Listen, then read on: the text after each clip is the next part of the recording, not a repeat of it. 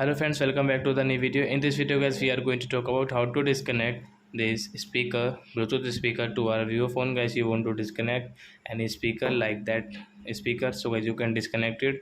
And guys, now let's see how to disconnect speaker to our Vivo phone. In this video guys, I am going to show you guys how can you disconnect it.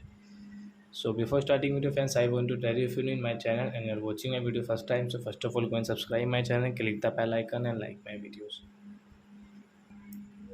So friends, now let's start video. First of all, come in your phone setting to disconnect this speaker. Guys, you can see this Bluetooth and device setting. So guys, click here. Guys, click on Bluetooth.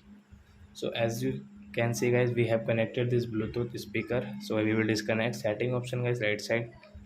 As you can see, disconnect and forget option. So you want to disconnect, so we will click on disconnect.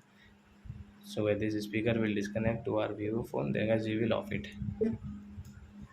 So I hope friends you have understood how to disconnect Bluetooth speaker to our Vivo phone. So that's it guys. Thanks for watching. Now we will meet on next video with new topic. Before going guys, please go and like my video, subscribe my channel. Bye my friends.